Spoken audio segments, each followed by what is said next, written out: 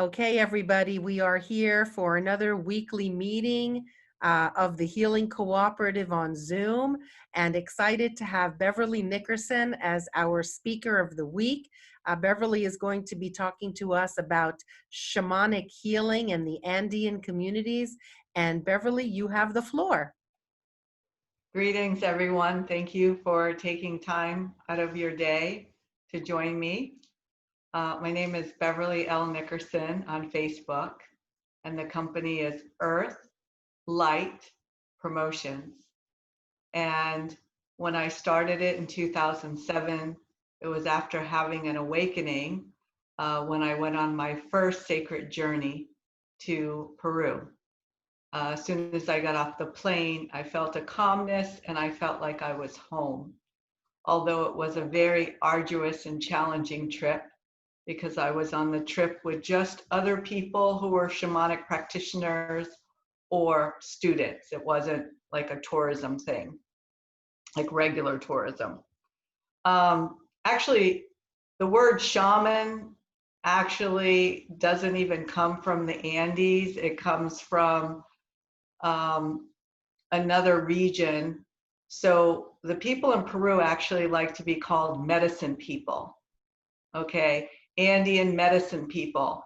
And each one of them have different specialties and different ranking. So I worked with Don Martin Pinedo, and he is what you call an alto mosaic. So that was one of the highest ranking shamans, and he is a seer, and he has the condor as his main totem animal. So when he comes to the United States, he has big condor feathers with him that cleanses you. When you go to Peru and you get to Cusco, 11 miles from there, in his healing center, there's actually a real stuffed condor, probably like, I don't know, 6 feet wingspan, that came to him when he was a child, like 10 years old with a broken wing, lived with his family for a year, and then the medicine from that condor went into him. And so that's why they call him El Condor. So he was the first one I worked with. So what I'm going to do is I'm going to call in the 4 directions to get kind of set the stage. And since I don't know if I'll be able to turn in each, well, I will turn, but the camera will stay the same. So I'm actually right now facing the east. So that the east is the place of the rising sun, and I'm going to use my rattles that I got in Peru. So I'm just going to open it up, and you can just sit in your chair. Normally, if we were together, we would each face all actually 6 directions, because we also do the earth and the sun. So you can just sit and it'll just happen etherically.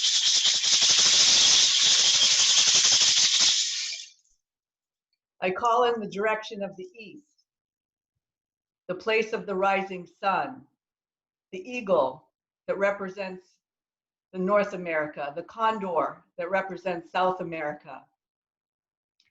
I ask you to come to my medicine space and assist me with this presentation today. I ask that all of us can fly at a higher vantage point so we can see our lives and our communities and the world from the eyes of the eagle and the condor. I call in the direction of the east, the direction of the rising sun. I call in the direction of the south, the direction of the south, the great grand galactic serpent of light in the universe. I ask you to come into my medicine space and wrap your coils of light around us so we can shed the past as easy as you can shed your skin. We can shed the past hurts from DNA of generations before us, and we can shed anything that no longer serves us. I call in the direction of the south to the light of the grand galactic snake.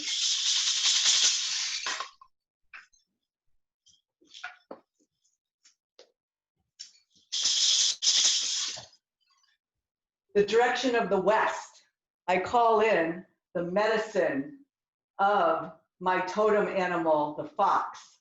I call in the jaguar of the Andean mountains to protect my medicine space as we do this presentation and healing today.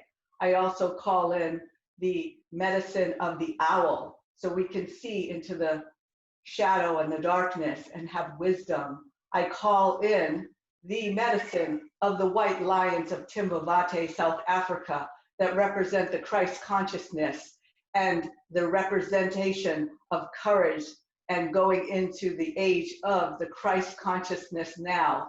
I call in any other totem animals that work with my group that are here today. I call them in for our protection and our guidance.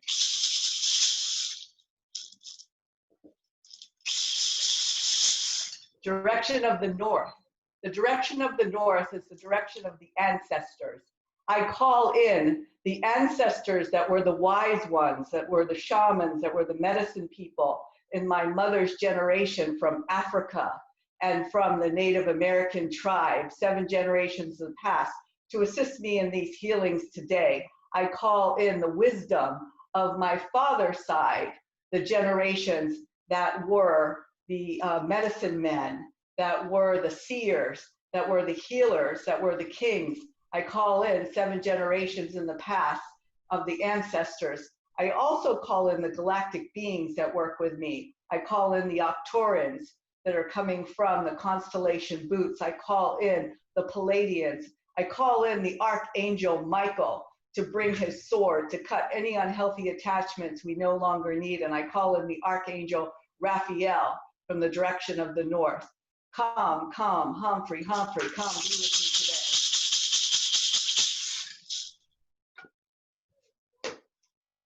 Very beautiful. Pachamama, Mother Earth. I call in Mother Earth, Gaia. We honor you. We are calling in the direction of Pachamama, which includes the water, the rivers, the ponds, the oceans. We call in the wonderful stone people, the mountains, and the crystals to assist us in the healing, the crystalline beings. And we call in the creepy crawlers, the spider that created the web of life, and the divine feminine and language.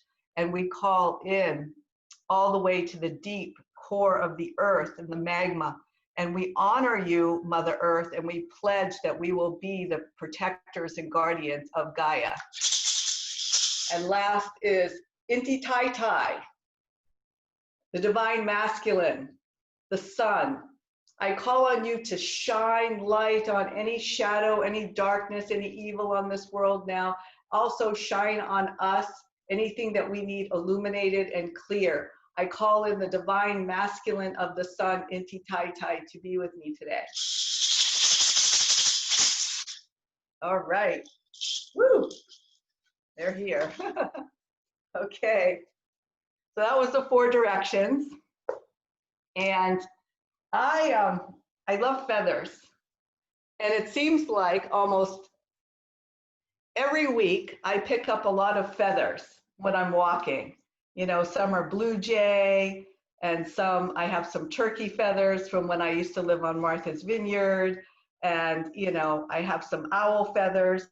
So I pick up feathers, and I got this deck at the metaphysical store the other day. It's actually made by a local, and I thought that I would pick a divine feather to give a message to everyone who showed up today. What a fantastic idea. I love it. It's by Allison Nicola, and I'll put it in the chat if anyone wants to get it. And the way I get messages, and a lot of people who are on this, you know, trajectory of, you know, 5-dimensional vibration and, you know, going into the stage of Aquarius, it is taking a while to happen. A lot of us get messages through feathers and through 1111. Anyone else get messages through 1111 and feathers? I do. Okay, great. All right, well, I'm going to pick a card, and hopefully it'll resonate with this group today. Oh my goodness. Look, I got the turkey feather. Now, I have tons of turkey feathers because there were lots of wild turkeys. I had a house on Martha's Vineyard with my mom for about 45 years we just sold it. And so I have tons of turkey feathers. So the turkey feathers are really, it has to do with honor your own time of harvest. Offer your gifts and blessings as service to the greater good. So that's a message for all of us. You know, like this really is the time to step up. You know, I used to have a lot of anxiety about speaking in public or nervousness, but now it's like we have to let go of that stuff, because now is the time that there are millions of people that need assistance during this you know, precarious times that we're in. I'm going to go into a little more, but the turkey messenger is most associated with gifts of Mother Earth. That's why we have Thanksgiving and all that, frequently called the earth eagle. Turkey is a large bird that can in fact fly. They have a long history and association with spirituality, custom, and ritual. Turkey is symbol of the U.S. offering of Thanksgiving. We express gratitude for the sacrifice of the turkey and honor our time of harvest. Turkey feathers have been an important place in the mythology of Native Americans and honored as symbol of wisdom. So this is our message is abundance, gratitude, and service. The season is fall, which we're in now. The element is earth. The color is black, brown, and red. You can see. And the affirmation is, I now choose to offer and share my bounty with others. I now choose to offer and share my bounty with others. So yeah, this is really appropriate for me right now, because the first time in my life I'm doing a GoFundMe, and I started doing some philanthropy work. And so the turkey is also known as the giveaway bird, you know? And so this is really all of our times to share our gifts, whether you do it with an exchange of money or you're doing it philanthropy. This is our time. So yay.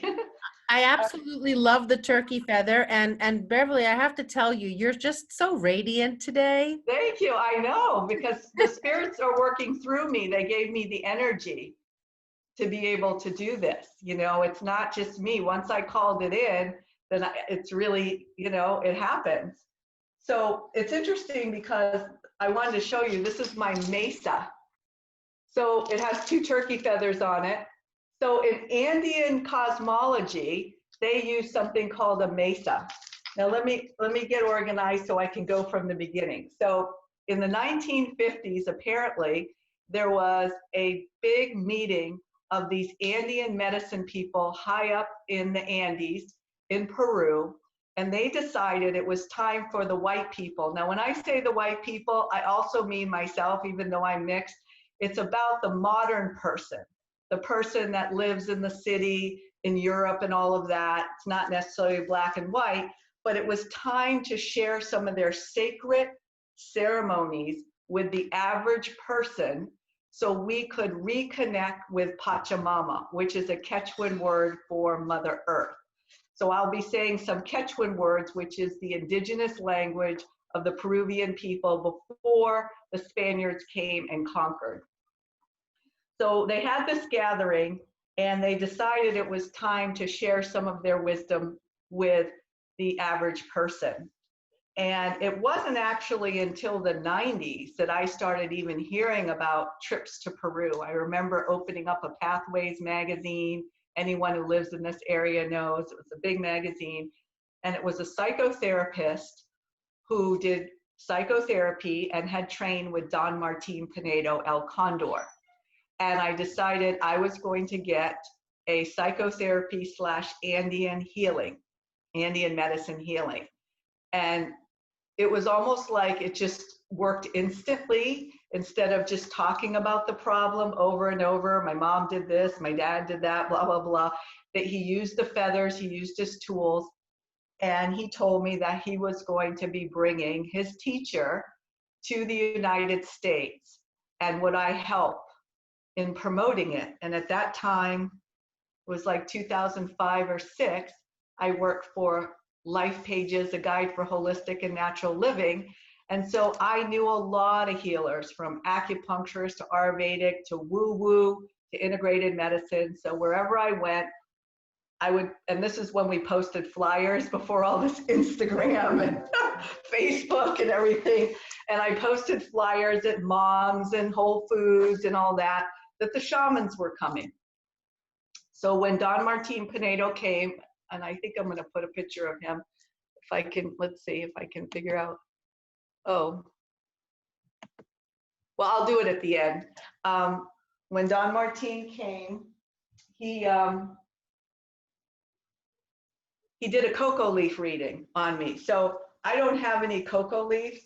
I did have some, but they're broken. So I just use bay leaves. But in the Andes, they use cocoa leaves, and there's nothing wrong with cocoa leaves. They're very medicinal. If you put them in a tea, it helps the oxygen flow through your blood better, and it helps you to breathe and have more energy, and you actually lose weight because you're not as hungry. What is bad is cocaine. And again, remember, you need a whole garbage bag full of cocoa leaves mixed with some very horrible chemicals to make cocaine.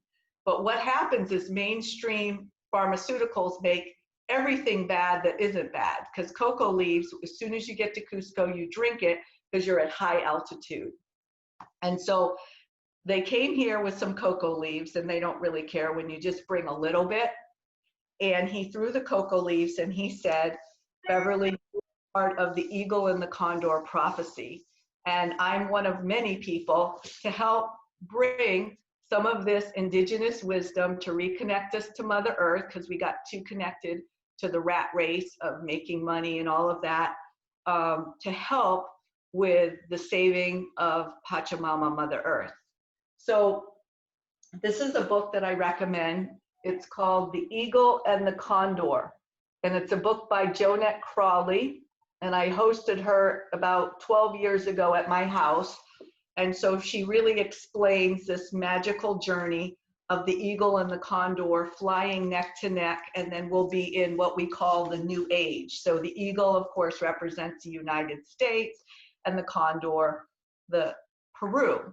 And of course, a lot of us know that the condor, you know, has this huge wingspan.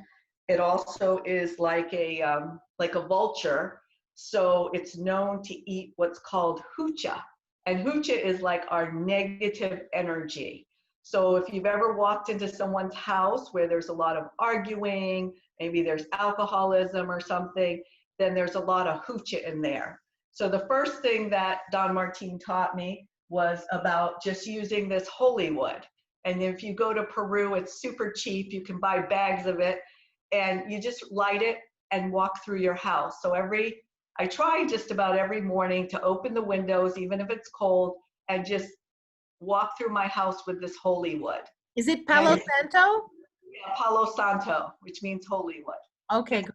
It's a little challenging to find, but at a metaphysical store you can. So the first thing I do is I cleanse that. So Don Martin did the cleansing, he did the reading, and he said, you won't be working at Life Pages, the guide for holistic living. You're going to be bringing people to Peru, and you're going to have shamans come to you. And I got very anxious about that because I liked my job at Life Pages, and I felt nervous about this big kind of mission. But it happened naturally, and I met another shaman from Panama the day before I met him, who works at the Smithsonian by day, and by night she's a shaman. And before I knew it, I was on a plane. There were like 8 of us heading to Peru. So the first thing we did was we went to Pachatusin, which is the mountain, which is 11 miles from Cusco. Cusco is the city, the ancient city of the Incas. So we went to Pachatusin, and that's not a mountain that's really popular. It's a mountain where medicine people, that's why I'm going to say medicine people instead of shamans, because shamans is actually a Siberian term. You know, they're the ones that come up with shaman.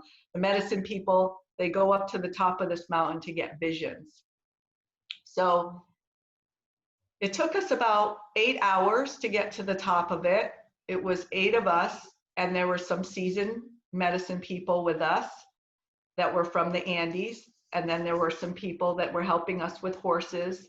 And then we had our tour guide, Marco Nunez, who speaks 5 languages, and he's been doing tours since he was 16. He's now in his 60s, and he's married to a woman from France. So he's very sophisticated, very well versed in it. I trust him implicitly, and then he works with the indigenous people. So when I got to the top of the mountain, I was very, very ill.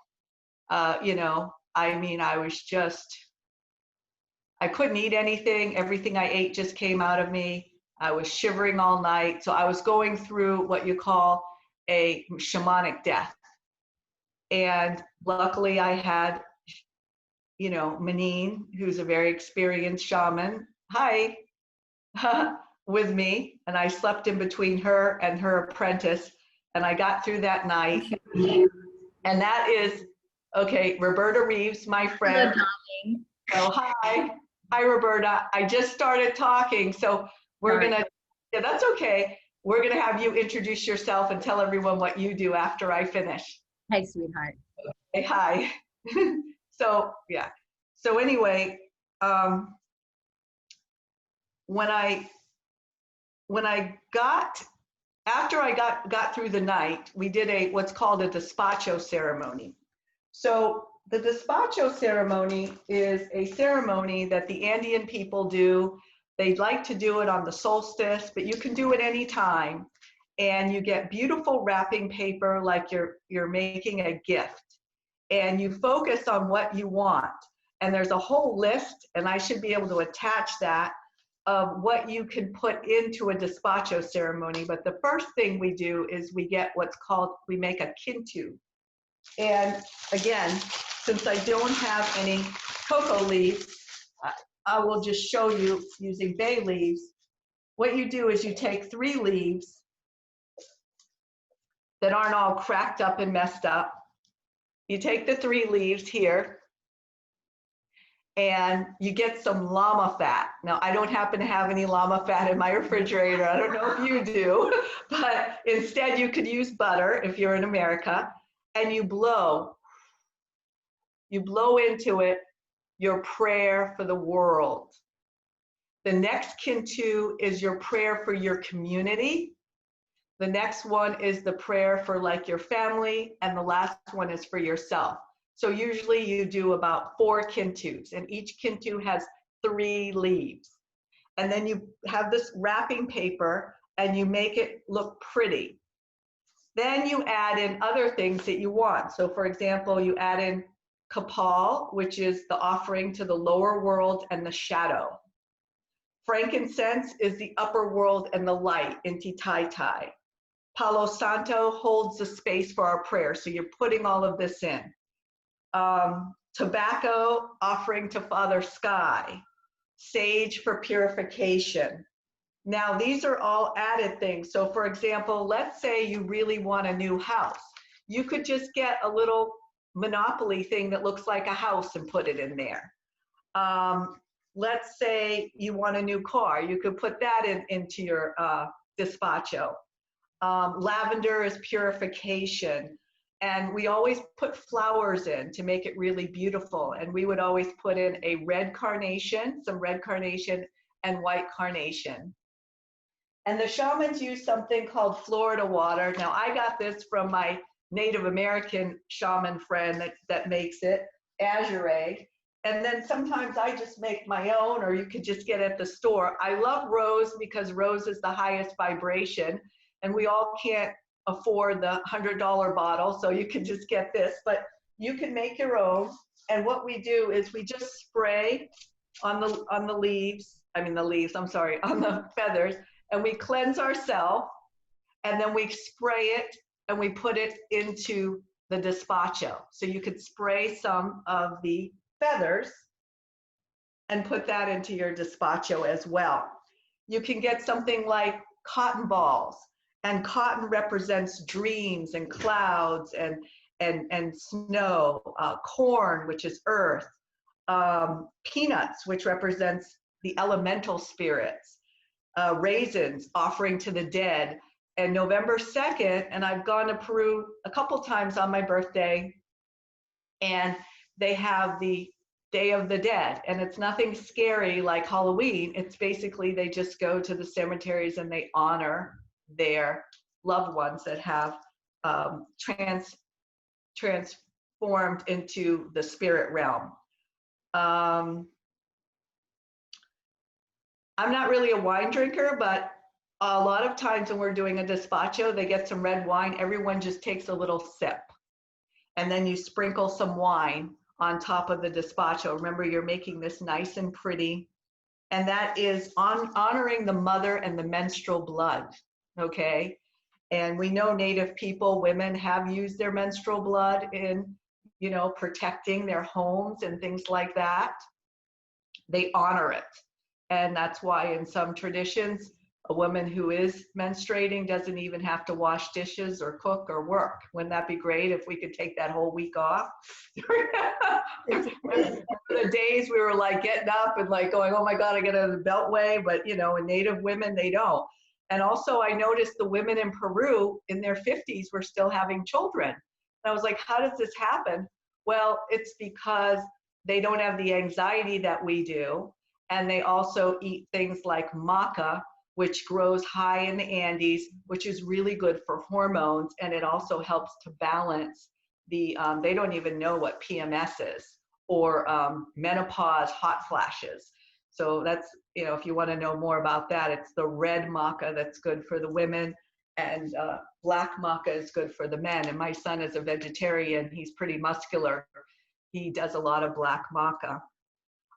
White wine is honoring the moon, the fluids of purification, and urine. I'm not saying that put a little urine in it, but I think some of them may in the ceremony, you know. And then you can use minerals. You can put some gold in. If you don't want to put real gold, you just get like a little gold piece of something from the craft store. So the gold is the masculine, which represents the sun and the light, and the feminine is the silver, the moon, the intuition.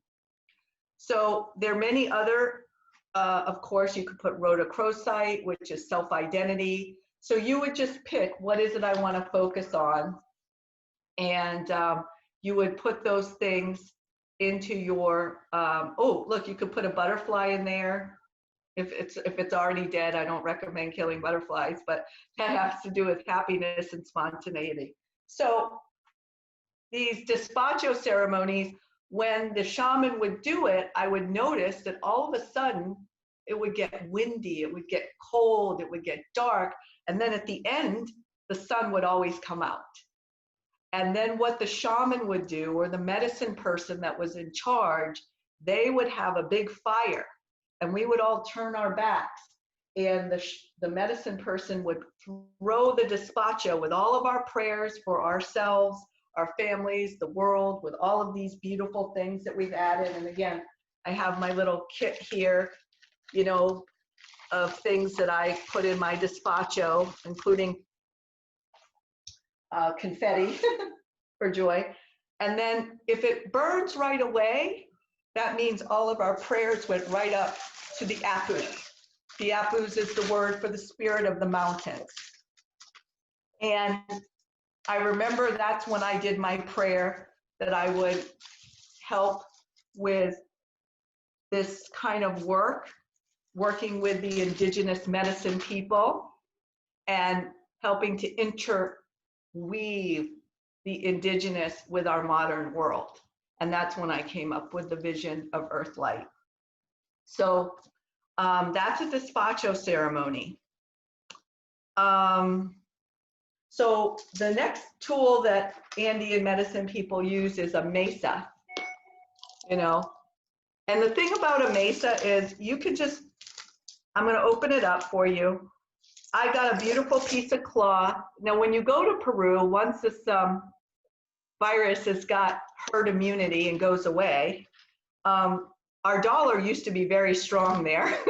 So, you know, like $1 is equal to $3 or $4 there. So you can get beautiful pieces of cloth in the Andes. Wow, gorgeous. I love that. And then you just put stones in. Now, like for example, this stone here, there is a lake, and it's called Lake Titicaca. It's a funny name, and guys like me to say it for some reason. You know, guys can be like that. Titicaca actually is the highest navigable lake in the world, and we went to this kind of, it looked like a deserted little island, and it was like the island of the sun, island of the moon, and these beautiful stones were everywhere. And so I just picked them up, and I decided I was going to put them into my mesa. Now, I got this, which is like, I got like a meteorite to put in there. So there are a lot of meteorites in Peru, okay? And then I'm going to talk about the kind of advanced civilizations that live there. They started coming, like, I would say 20,000 years ago and 10,000 years ago after the fall of Lemuria, which was like, and then the fall of Atlantis. Some of the advanced beings went to Peru with their sacred knowledge. And you can see that if you look at Sexai Woman or you look at Machu Picchu, the way it was created is beyond the ability of modern engineers to figure out how. It wasn't done with some axe and pick and slaves, and because some of the stones were quarried so far away. How did they get them? They were able to use sound vibration to move them. So you can buy fancy stones to put in your mesa, and you can find like just local stones, you know. So some of these I just got like in the backyard, you know, here. So I just put all the stones together for my mesa, and then I have like a feather, and you can also put shells in there. And then periodically what you do is you put them in a bowl with some sea salt, and you put them in the moon to cleanse them. Okay, so here's the stones in my mesa. Okay, so you all can make your own mesa however you want. You can make it fancy with buying some fancy stones, or you could just find the stones. You can, you know, if you go to someplace cool like Israel or China, you can put some Chinese stones in there, and then you just seal it back up.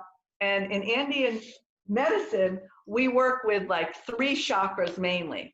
We work with the top of the head, okay, and that's the crown chakra. And here they call it like the popo, like my popo. It's like, it's kind of like, you know, the chakra right here, which we would call our solar plexus, you know, because that, especially for empaths, it gets really gunked up. Okay, so they're always cleaning your popo. And then the last one is the base of the spine.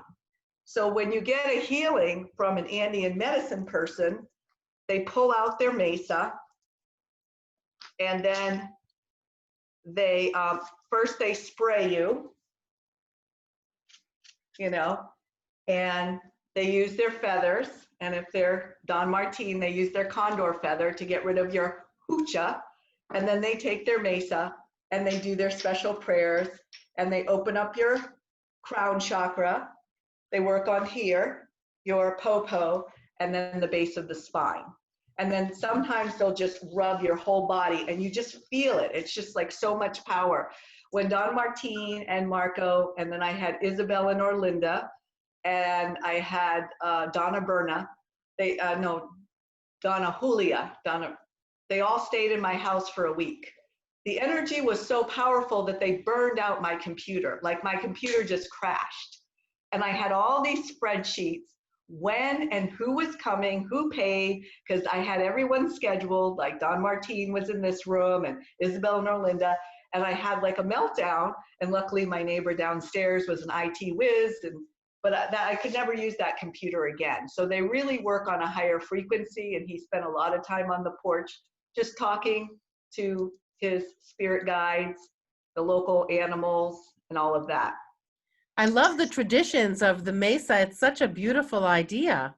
Yeah, it's really, so it's like it's your medicine bundle, and this is what you use. So if I was to do a traditional Andean healing with someone in person, I would touch them with this. Okay, so the next thing I want to teach is about, I learned from Isabel and Orlinda, and they were twins. They were both women, and one had more masculine energy and one had more female. And they actually they reminded me of like powerful nuns. They dressed in all white. They were very short but strong. Like the Andean women are meaty women, I tell you. You know, and they have big hearts physically because they have to be able to breathe at that higher altitude, but also makes them more loving. And so they had actually channeled 7 swords, and they whittled them themselves. And this is what I bought. You know, I bought these swords at, they call it the witches market. Well, it's basically the shaman market. Wow. And they did psychic surgery on people, and people came every day for 7 days. And one of them, Isabel, would look at you and she would drink a little bit of San Pedro. Does anyone know what San Pedro is? Is that ayahuasca or no? Ayahuasca is ayahuasca. San Pedro is a cactus. Okay. And it grows in the alto plantos, which means the high altitude. And they take this cactus and they boil it. And it has a very mild effect. It has a little bit of naturally occurring mescaline in it. So it puts you into a mild altered state. And Isabel would drink it, and then she would tell Orlinda where to cut. So a lot of times when we're in sexual relationships with people and we have parents, the first thing that I did was I had to detach myself from my mom. That didn't mean I didn't love her, I didn't see her, I didn't call her, but because of childhood trauma that started in the womb and some things that happened right when she was pregnant with me, I could just tap into all of her pain. So Isabel and Orlinda helped cut the unhealthy cords, and they pulled it out, and then they kind of seal you up. And it was very, very helpful. And so on a regular basis, I would just cut myself unhealthy attachments and then see if I was still supposed to be in relationship with this person. So these are the swords that we use. It's very empowering as well, because when you're an empath, you usually can get yourself enmeshed in other people's pain, because especially if they're in your family, you want them to heal so bad so you don't have to feel their pain. So these are the swords that the Andean shaman women use. And we had what was called San Pedro Ceremony. It's very light, lasts about 3 hours, and then you just eat some sugar and you come right down. I know people were I was able to see the spirit of the tree that lived behind my house. Some people naturally can see that. I was able to see the spirit that lived in the stones. It just opens you more up to nature, and it's more grounding. I also did a San Pedro ceremony when I went to Costa Rica right after my mom passed in 2018.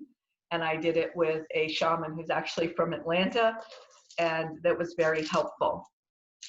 So those are the things that the shamans did with us. And I wanted to talk a little bit about the star systems, because when I went to Peru, it was very evident. And I remember years ago, did anyone ever read Shirley MacLaine's book, Out on a Limb, back in the day? Okay. Well, you know, Shirley MacLaine had a big awakening when she went to Peru, and she saw some extraterrestrials and some star beings there. And so the star systems that are connected with ancient Egypt, or some people call it ancient Kemetic, they point to Orion's belt. And, you know, these beings, I believe, are the same beings that built Tiwanaku. And Tiwanaku is right across the border in Bolivia. And I went there on my 3rd trip. And I'm telling you, if you've ever watched Ancient Aliens, there were faces that look like Zeta Matriculi. They're the grays. They're faces that look like these beings that are not human. but they're very advanced, and the technology that they brought here to this earth is why there's kind of like right now, for me, it's almost like there is a battle of the gods going on, and it's these shadowy beings that are more after the gold, the silver, the money, the control, and then the beings of light. It's really not a battle between like red and blue or black and white or Arab and Jewish. That's so old paradigm. That's not it. It's really, that's kind of what's going on now. And I do have faith that people are waking up to that. So these ancient star beings who built these different places like Machu Picchu, Tiwanaku, Arum, this is all discussed in this book called, where's my book? There's a book by Brother, where is he? Oh, it's about, I'll have to find it, but it basically talks about how the star beings, like when the indigenous people talk about Huicocha had like blue eyes, fair skin, and long, kind of like almost looked like a wizard. Well, that was an advanced star being that helped them to create these ancient, and then these monoliths, you know, like Easter Island and things like that. And that's what they learned from them. So, you know, Sirius is the brightest star. It's a dog star, and it's 8.611 light years away. And I felt like I needed to tell you that, just so you know that these beings had the ability to travel through space and time. Also, the Pleiadians, the seven sisters, they were part of these cultures as well. So the Andean people know. So there was this big golden sun disk that was in Cusco, and it could do healing and all kinds of things. And when the conquistadors came, the indigenous people knew that the conquistadors came for the gold. So they took it and they hid it underground where Lake Titicaca is in Puno. So for me, and I feel the best when I'm in Puno. Even though it's high altitude, I mean, I can go to bed at 1 o'clock, get up at 4 in the morning. I just have so much energy when I'm there. And the indigenous people that live on these islands of the floating reefs, some of them have been living like this for years, and their crafts are incredible. So that is where the golden sun disk is now hidden in an underground place where only certain beings of light can go and use it, because they didn't want the shadowy beings to use it for the dark. So I wanted to show you the book, but it's not here right now, so I'll go on to the next one. I also worked with a divine couple, and their name is Malku and Alana. And Alana wrote this book, The Pilgrim, and she's a beautiful goddess from Brazil, and she does dancing. She's so light. And when I went to Peru the second time, I picked up a postcard of a picture of a man meditating in front of Lake Titicaca, and I put it right there when you first walked in my house. And then Malku and Alana contacted me and said, we're going to be in the United States. We see that you work with shamans. We would like to stay at your house, and we would like to do a few things.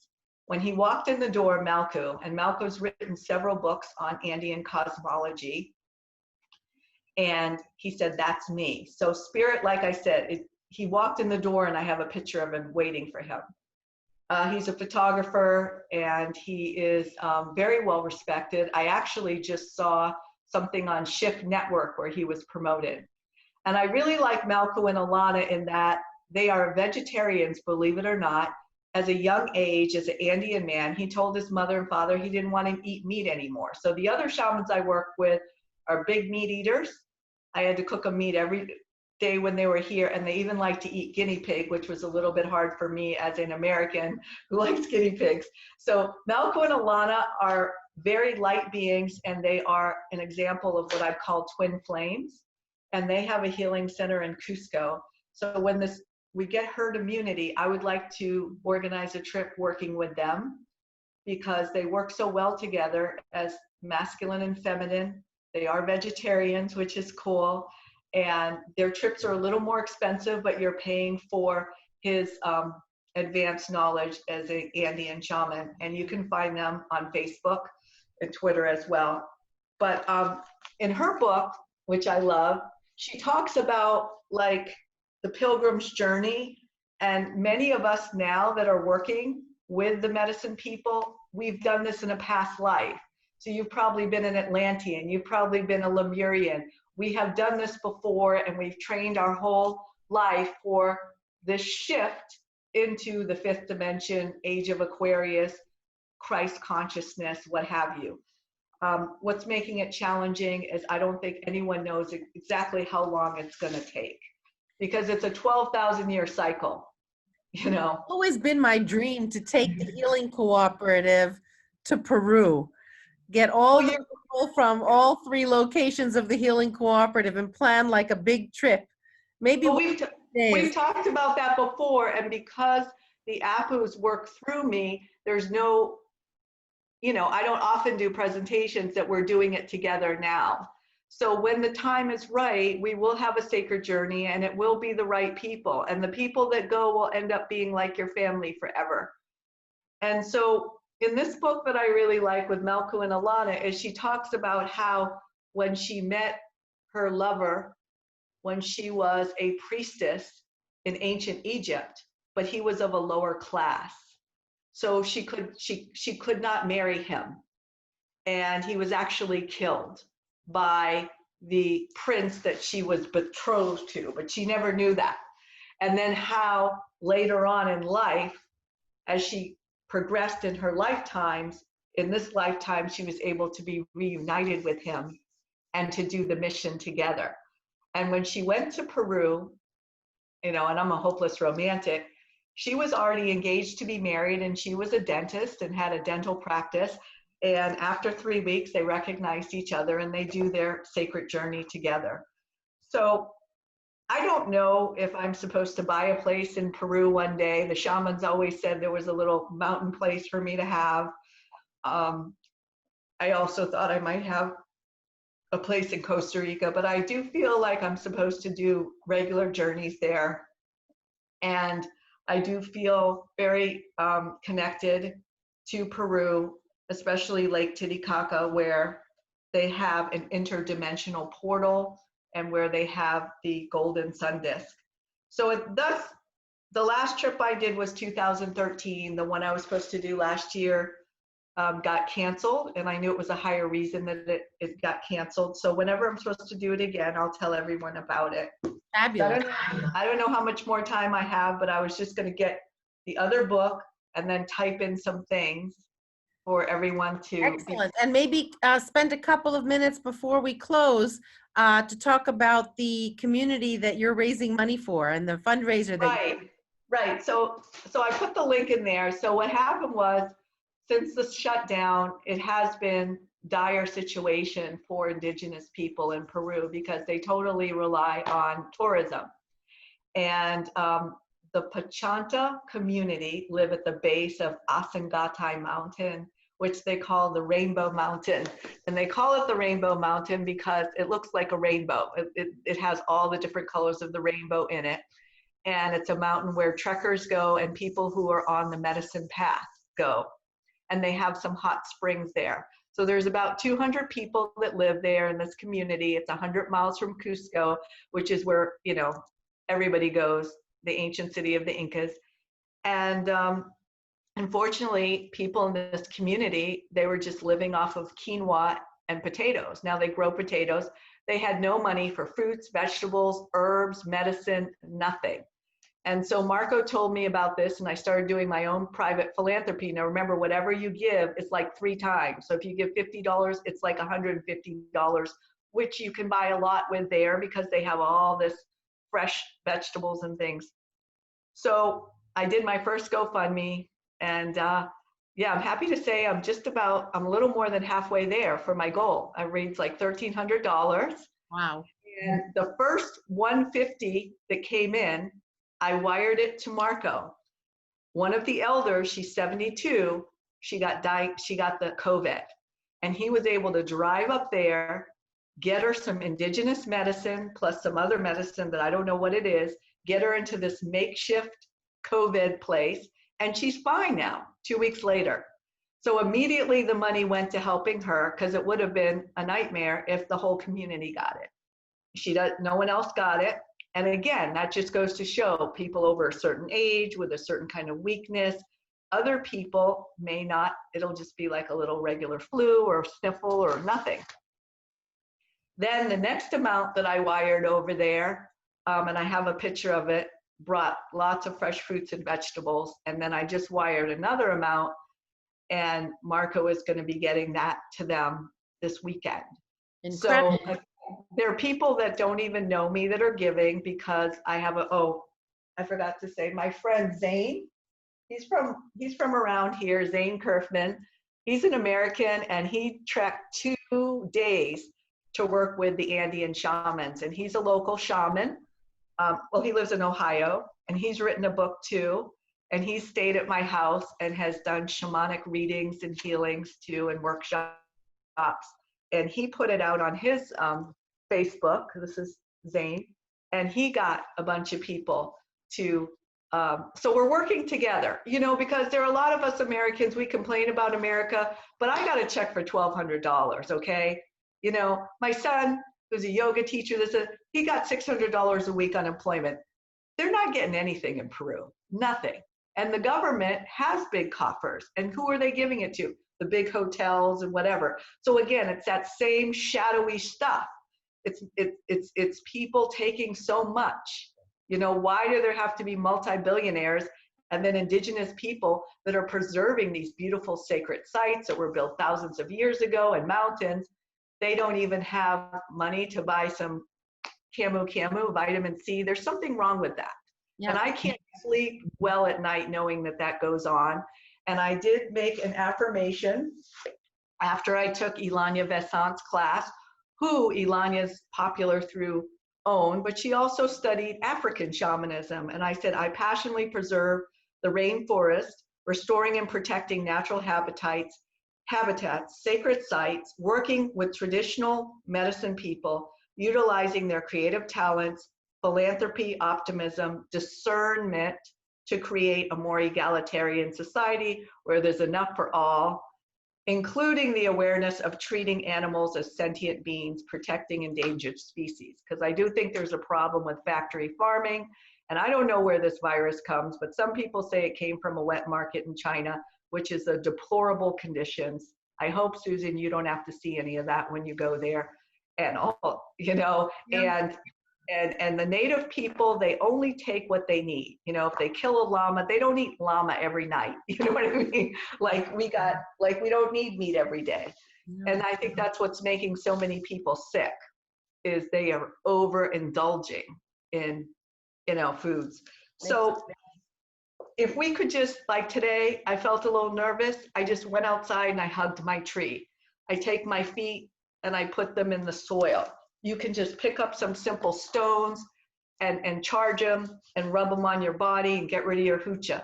Another really good thing to do before you present something is take a bath with Epsom salt and flowers. And what the Andean people do is they go, hayaya, hayaya. And what you're doing is like you're cleaning your aura. So I could put on the right lipstick and I colored my hair and all that. But what you're seeing is my aura is clean. You see, I cleaned my aura. They even have herbs that you take, let's say you've been violated, you take herbs and it smells terrible, but it just pulls all of that like anger and pain out of you. It's called a reverse kuti. And so I know how to do these, and the shamans, they'll do flowering baths with you. Now we're so prudish here, you wear your bathing suit, but when I was in the jungle of Peru working with a shaman, we all stood in line naked, and he just washed us with these flowers, and I just felt so light. I felt like I was born again. Sounds So, incredible. I want to be there. right? So anyway, you know, that's what I've learned from the Andean medicine people. It's very simple medicine using feathers and stones and simple connection. And a lot of them are Catholics too. So the first time I went to Peru, Don Martin gave me a big picture of a brown Jesus, not a white Jesus, just because of where he was from, it makes sense, with curly hair like mine, you know, and he had flowers around his head instead of thorns, and I still have that on my altar. And the hummingbird kind of coordinates with the Christ consciousness over there, the hummingbird, the joy. So, and I remember a hummingbird just coming right in my face before my very first reading with Don Martin when I arrived in Peru at his healing center with the condor. So any questions? Let me see what, Yeah. I don't know if I can. Unmute yourselves. If anybody has any questions for Beverly, please feel free to unmute yourself. I don't know if I can upload some photos, but If you want, Beverly, you can also attach the photos to the post that I'm going to. Okay, because it says file here, but I don't know, it says show in folder. Okay. You can attach them on Facebook as well, because I'm going to be posting this on Facebook onto the Healing Cooperative group page. So you can attach anything else that you want with your presentation recording. Well, let's just see if this actually does it, but I'm not sure.